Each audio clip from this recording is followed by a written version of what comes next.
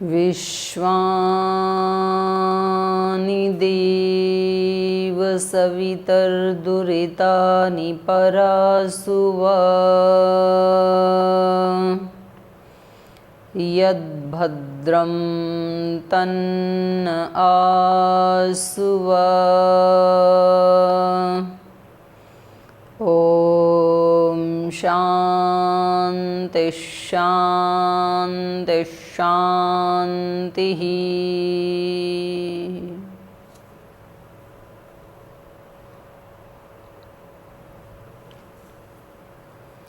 जीवन दर्शन कक्षा में आप सभी का स्वागत है। कल बात कर रहे थे, भाई केशव गर्ग जी हैं, तो आपने 2-3 प्रश्न पूछे थे। उसमें एक प्रश्न आपका ये था कि मुक्ति किसकी होती है, क्योंकि आत्मा तो नित्य ही मुक्त है। तो सांख्य दर्शन में भी ऐसे ही आया है, न नित्य शुद्ध बुद्ध मुक्त स्वभावस्य तद्योगस्तद्योगाद्रिते। जो स्वभाव से ही नित्य शुद्ध बुद्ध मुक्त स्वभाव वाला आत्मा है, उसका संसार के या प्रकृति के साथ योग हो नहीं सकता है। तद्योगाद्रिते, अज्ञान के बिना। तो अज्ञान से ही योग तो हो जाता है, लेकिन उसमें कोई चेंज नहीं आता है उसके स्वभाव में, क्योंकि प्रकृति कहते ही उसको हैं जो कभी चेंज नहीं होती है। जैसे जल की प्रकृति है शीतलता, तो वो कभी चेंज नहीं होती है। उसके धर्म का, किसी पदार्थ का जो अपना निजी धर्म होता है, वो कभी बदलता नहीं है। तो आपका पूछना है कि आत्मा तो नित्य मुक्त है स्वभाव से ही, स्वभाव से ही शुद्ध है, स्वभाव से ही बुद्ध है, स्वभाव से ही मुक्त है, तो फिर उसकी मुक्ति की बात कैसे कही जा रही है। और स्थूल शरीर है वो तो जल जाता है, उसको तो यहाँ जला ही देते हैं मृत्यु के बाद। तो ये मुक्ति होती किसकी है फिर। आत्मा पहले ही, 2 ही तो चीज़ें हैं, एक तो आत्मा है, एक तो शरीर है। शरीर को तो उठा के जला देते हैं। आत्मा तो पहले ही मुक्त है, तो ये मुक्ति के लिए प्रयास क्यों करें, कौन मुक्त होता है, ये इनका प्रश्न है। तो इसके लिए सांख्य दर्शन में भी सूत्र हैं और सांख्य कारिका में भी हैं कि मुक्ति तो वास्तव में प्रकृति की ही होती है।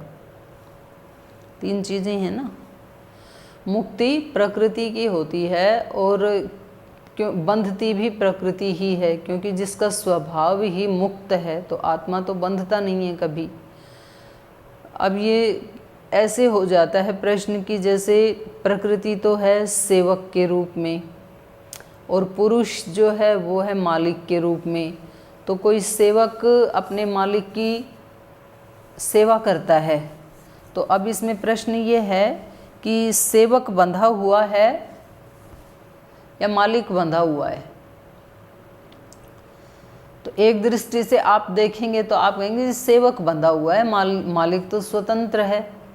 वो जब चाहे उस सेवक को उठा दे कि चलो अब मेरे लिए चाय लेके आओ, अब जूस लेके आओ, अब पानी लेकर के आओ। वो बेचारा बंधा हुआ है, क्योंकि उसको इसकी सेवा करनी है। और जब वो पूरी दिन भर सेवा कर लेता है तो फिर वो मुक्त हो जाता है, फिर वो अपने घर जाके आराम से सोता है।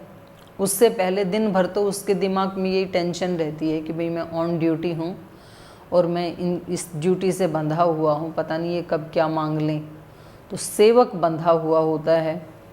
एक अन्य दृष्टि से देखेंगे तो हम कहेंगे कि भाई सेवक तो मुक्त है, वो कभी भी कह दे कि मैं तो ये नौकरी छोड़ के जा रहा हूँ, लेकिन इस मालिक का तो नौकर के बिना काम ही नहीं चलेगा, तो इसको कोई दूसरा लाना पड़ेगा फिर।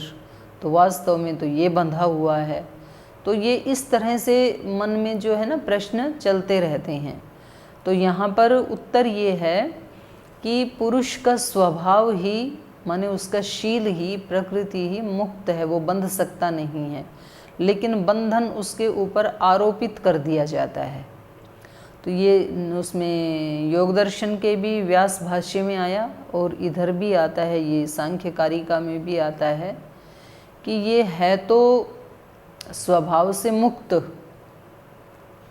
लेकिन जब अपने स्वभाव में रहता नहीं है, प्रकृति के साथ मिल जाता है अज्ञान से, तो उस प्रकृति के ही सुख दुख को अपना सुख दुख मान करके आरोपित कर लेता है, बंध जाता है उनसे।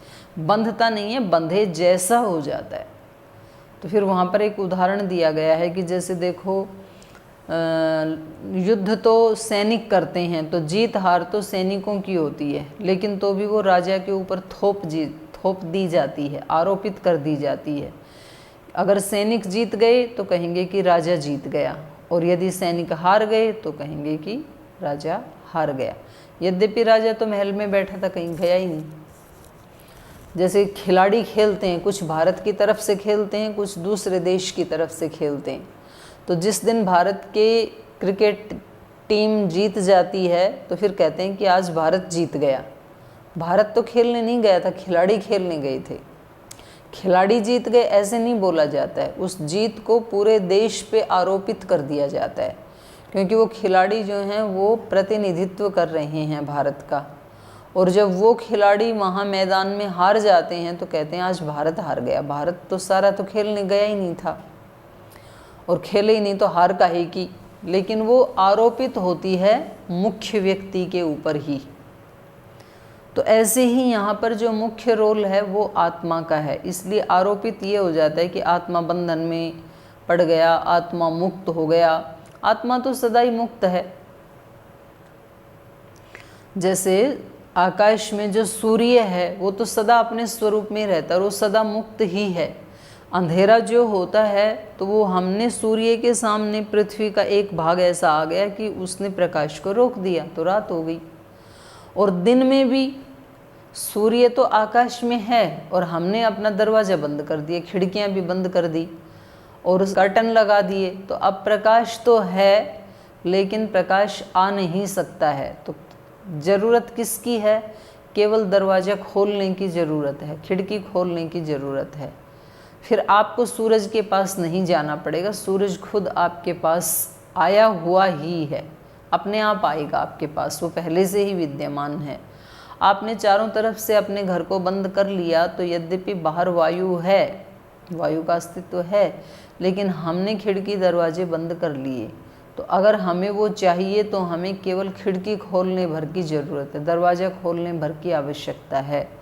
उसके बाद फिर हमें वायु की खोज में नहीं जाना है कि वायु कहाँ मिलेगी, अब वायु तो खुद ही खुद आ जाएगी आपके पास। तो हमने ही प्रकृति के साथ अपना संबंध जोड़ करके परमात्मा से या मोक्ष से नाता तोड़ रखा है। और फिर हम कहते हैं कि मोक्ष कैसे मिलेगा? मोक्ष तो है ही, ये खुद ही मुक्त स्वभाव वाला है, आप पहले से ही मुक्त ही हैं। तो ज़रूरत क्या है? बीच में से अज्ञान को हटाने की ज़रूरत है। यही खिड़की है, यही दरवाज़ा है, ये बैरिकेड है बीच में। तो वास्तव में मुक्ति आत्मा की तो नहीं होती है, प्रकृति की ही होती है। तो इसका कोई प्रमाण है क्या? क्योंकि व्यक्ति बोलता है प्रकृति तो जड़ है, जड़ क्या बंधेगा? तो बंधने वाला तो कोई चेतन होना चाहिए। तो ये जो सांख्य कारिका है इसकी 59 कारिका और 60 नंबर की कारिका और 61 भी देख सकते हैं, ये जो 3 कारिकाएँ हैं, और 62 4 कारिकाएँ, 62, 61, 60, 59। तो ये 4 कारिकाओं में यही वर्णन किया गया है कि प्रकृति मुक्त होती है, पुरुष मुक्त नहीं होता है। तो इसमें पहले इन्होंने एक उदाहरण दे करके समझाया इस बात को। रंगस्य दर्शयित्वा निवर्तते नर्तकी यथा नृत्यात् पुरुषस्य तथात्मानं प्रकाश्य विनिवर्तते प्रकृति ही। जैसे कोई नर्तकी रंगमंच पे आती है अपना अभिनय आदि करने के लिए, नृत्य आदि करने के लिए, तो उसका प्रयोजन होता है कि जो ऑडियंस हैं, जो देखने वाले दर्शक हैं, उनके मन को अपने हाव भाव से, अपनी कला से उनके मन को प्रसन्न किया जाए और उनसे कुछ पुरस्कार लिया जाए। और जब वो प्रसन्न हो जाते हैं और वो उनको उचित पुरस्कार दे देते हैं तो वो मंच से उतर जाती है और फिर दोबारा नहीं आती है। तो ऐसे ही प्रकृति भी हमारे लिए, ये जो शरीर प्रकृति हैं, ये भी हमारे भोग और अपवर्ग रूपी प्रयोजन के लिए भगवान ने हमें दिए हैं। और जब वो दोनों पूरे हो जाते हैं तो वो अपने घर चली जाती है, वो नर्तकी। तो ये प्रकृति भी अपने घर चली जाती है।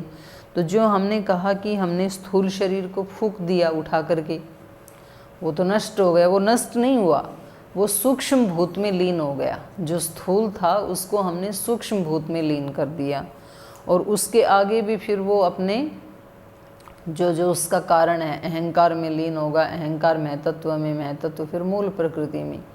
तो ये जो मूल प्रकृति में लीन होना है, ये दो ही स्थिति में होता है।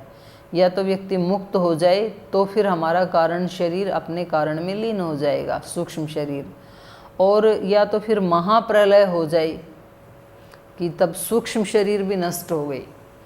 तो जो नासदीय सूक्त का वर्णन है वेद में दशम मंडल में, तो वो वाली जो स्थिति है। बाकी जो अल्प या एक पक्षीय जो प्रलय होती है उसमें कारण शरीर बना ही रहता है। तो ये कारिका बता रही है कि जैसे वो नर्तकी अपने घर चली जाती है अपना काम करके, ऐसे ही हमारा शरीर जो है ये मूल प्रकृति में लीन हो जाता है और आत्मा अपने स्वरूप में रहती है। तो बंधी हुई तो प्रकृति थी इसके साथ, वो अपने घर चली गई, ये तो पहले से ही मुक्त था।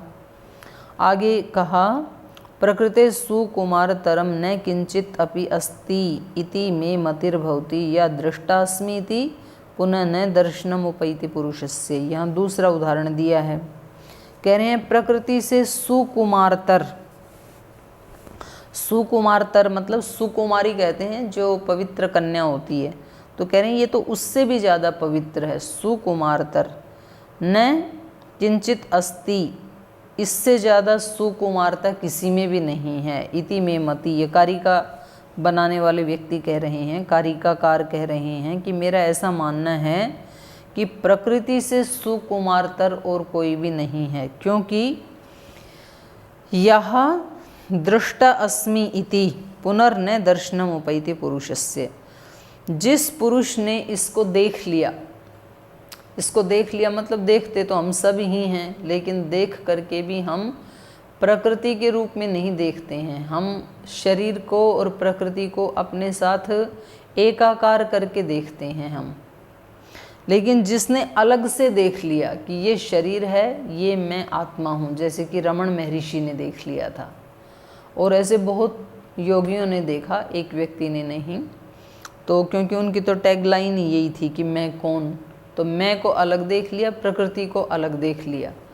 तो जब कोई बहुत लज्जाशील या कोई सुकुमारी होती है और वो मानो कहीं कोई स्नान आदि कर रही है और उसको किसी ने देख लिया, तो फिर वो इतनी ज़्यादा लज्जित हो जाती है कि वो दोबारा कभी उस पुरुष के सामने नहीं आती है। तो ये कह रहे हैं प्रकृति से ज़्यादा सुकुमारी तो कोई भी नहीं है। जब ये पुरुष, ये आत्मा इसको इसके रूप में, इसके एक्चुअल रूप में जब देख लेता है कि ये प्रकृति ऐसी है, परिवर्तनशील है, विनाशी है, और मैं इससे अलग हूँ, मैं चेतन आत्मा हूँ, मैं अविनाशी हूँ, इस रूप में जब जान लेता है, तो फिर ये प्रकृति दोबारा उसके सामने नहीं आती है, ये अपने कारण में लीन हो जाती है उस व्यक्ति के लिए। तो यहाँ भी यही बताया जा रहा है कि प्रकृति ही मुक्त होती है। तो फिर आप कहेंगे कि इसमें कुछ बंधन ऐसे नहीं आया, तो ये अगली जो है 62 नंबर की कारिका है वो और ज़्यादा इसको स्पष्ट कर दे रही है। 62 नंबर में कहा जा रहा है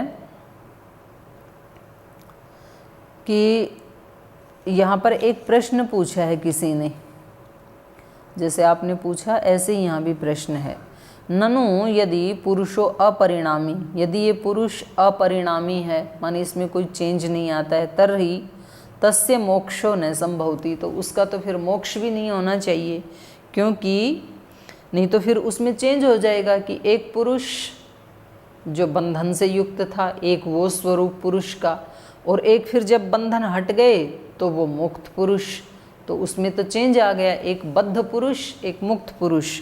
और आप कहते हैं कि पुरुष अपरिणामी है, उसमें तो कोई चेंज आता ही नहीं है। तो फिर जब चेंज ही नहीं आता है तो आज भी ऐसा ही रहेगा, मोक्ष में भी वैसा ही, तो मोक्ष होता किसका है, ये पूछा इन्होंने भी। यदि ननु पुरुषो अपरिणामी तर्हि तस्य मोक्षो न संभवति, बंधन हेतु धर्माणाम पुरुषे अभावात, क्योंकि बंधन के हेतु जो धर्म हैं वो तो पुरुष में होते ही नहीं है, क्योंकि पुरुष अपरिणामी हैं। अतएव अस्य संसारे अपि न भवितुमर्हति निष्क्रियत्वात् इति। तो कह रहे हैं कि ये जो संसार है ये भी बंधन से युक्त नहीं होना चाहिए, क्योंकि ये तो जड़ है, ये तो निष्क्रिय है, तो ये क्या तो बंधन में आएगा और क्या मुक्त होगा। तो कह रहे हैं कि इसमें कारिका में कहा कि पुरुषस्य विमोक्षार्थम प्रधानम प्रवर्तते। इससे पीछे वाली कारिका में जो कहा था कि ये जो प्रकृति है ये पुरुष के मोक्ष के लिए ही आकर के इसके साथ जुड़ती है। तो बोले उसको क्या ज़रूरत है कि वो पहले आकर के जुड़े फिर मुक्त हो। तो ये बात समझ में नहीं आई। इति तन्न युक्तम इति, तो ये ठीक नहीं है ऐसे कहना। तो इसके उत्तर में जो कारिका दी गई है वो ये है, तस्मात् न बध्यते अद्धा न मुच्यते नापि संसरति कश्चित् संसरति बध्यते मुच्यते च नाना आश्रया प्रकृति ही। तो बिल्कुल स्पष्ट कर दिया यहाँ कारिकाकार ने।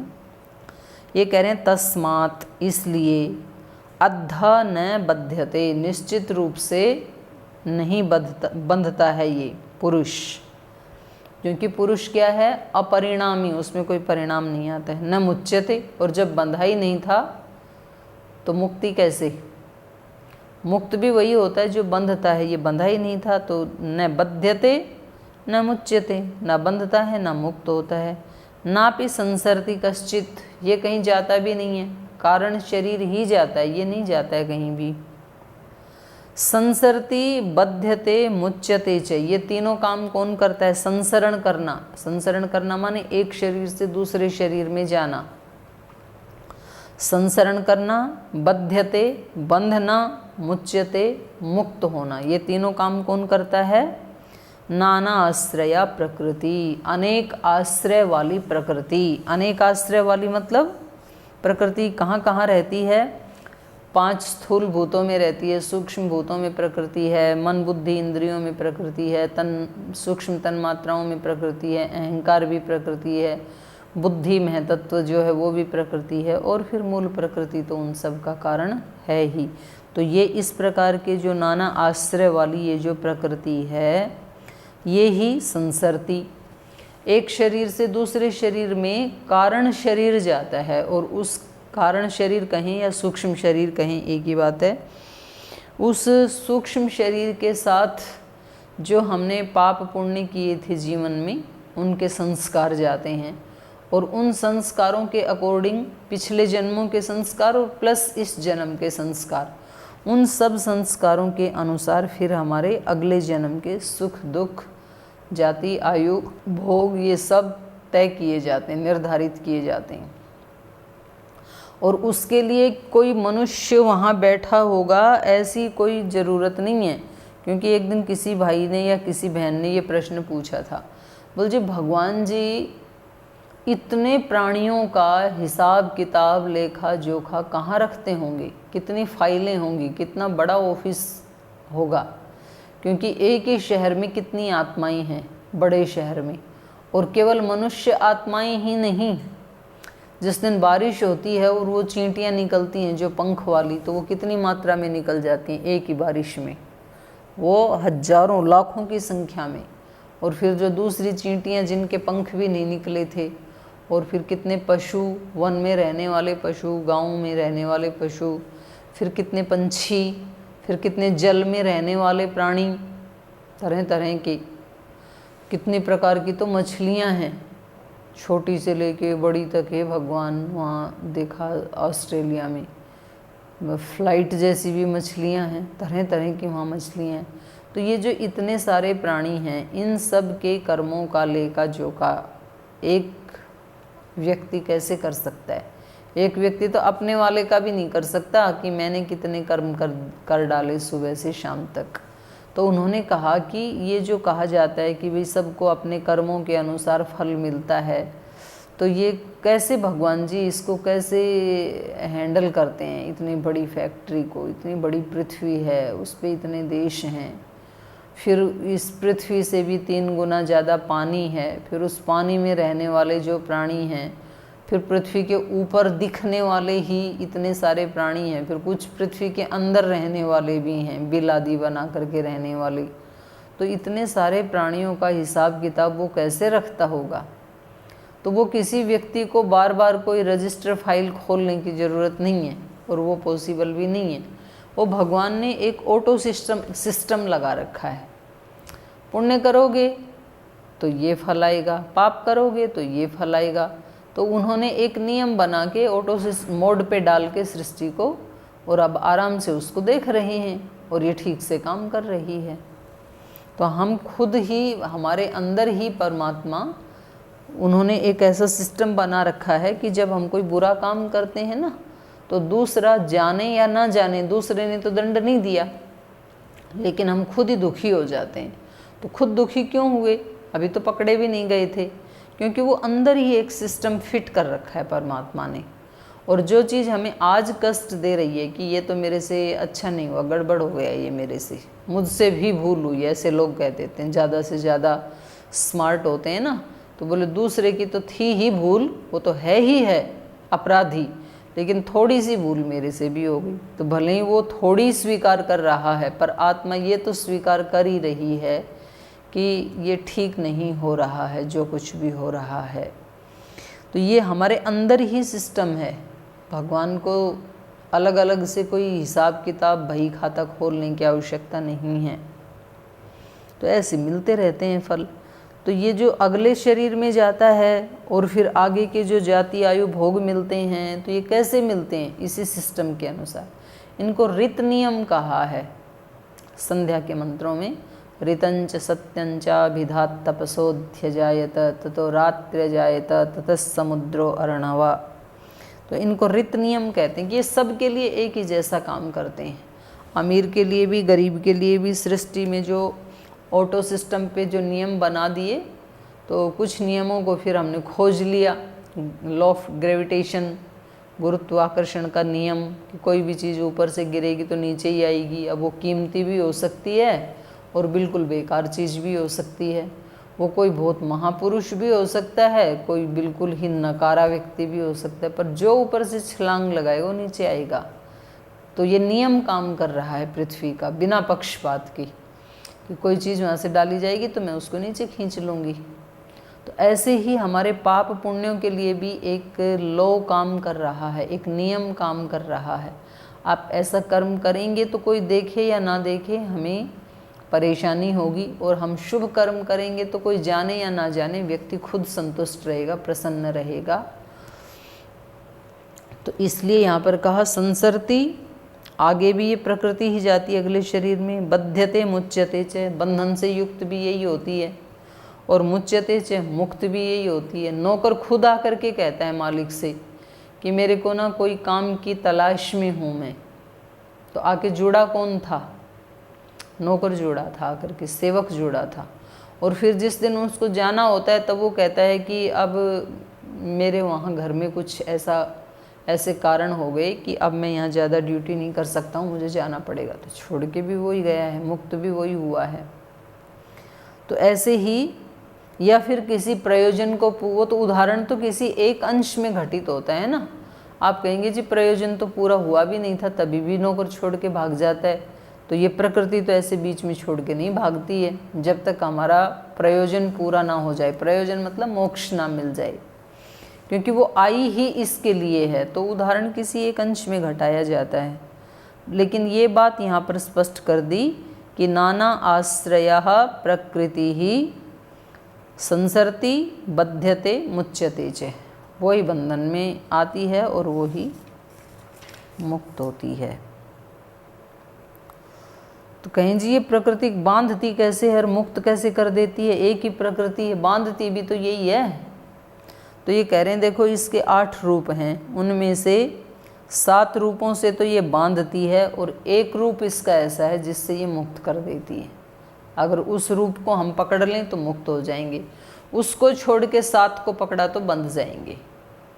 तो ये कह रहे हैं रूपई सप्तभी एव बध्नाति आत्मानम आत्मना प्रकृति ही सा एव च पुरुषार्थम प्रति विमोचयति एकेन रूपेण।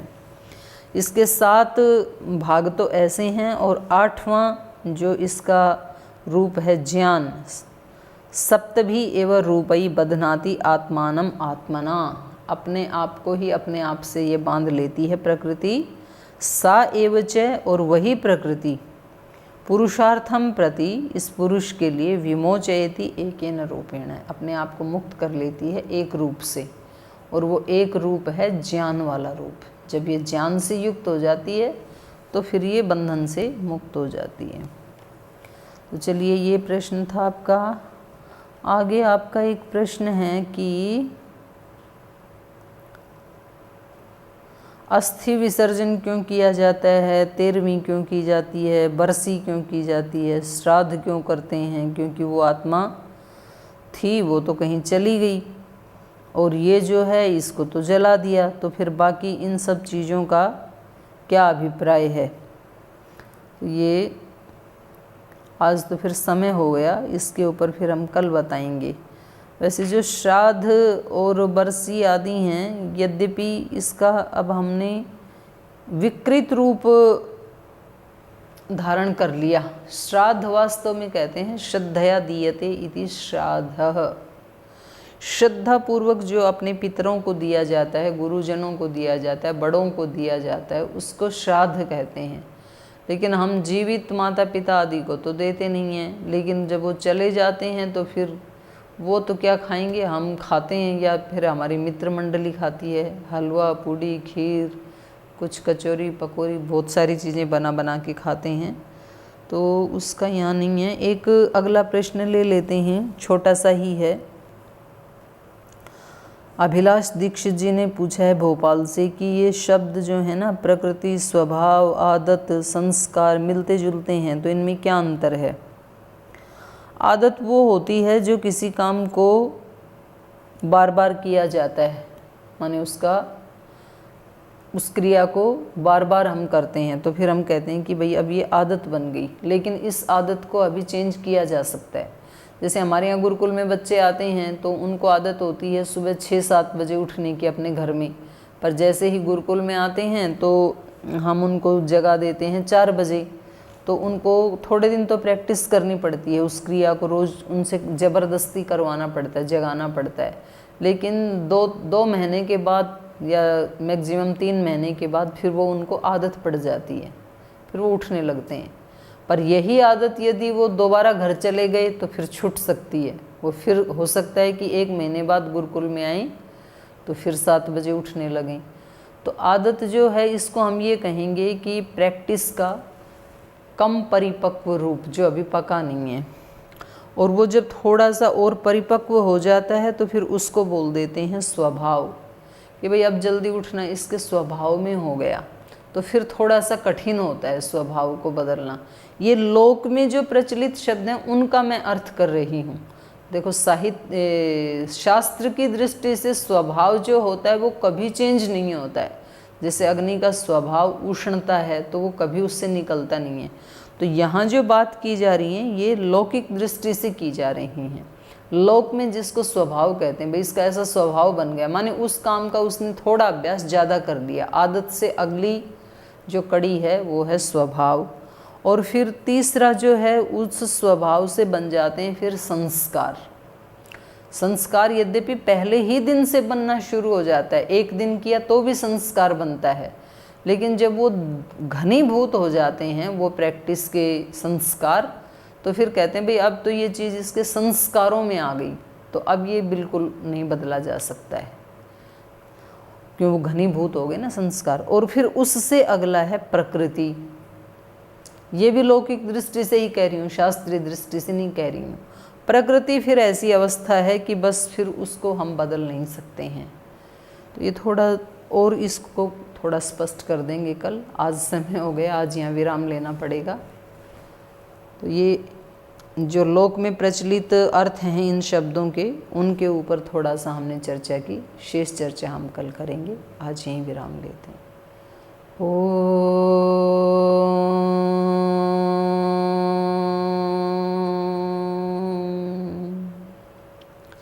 शांति शांति शांति। श्री गुरुभ्यो नमः।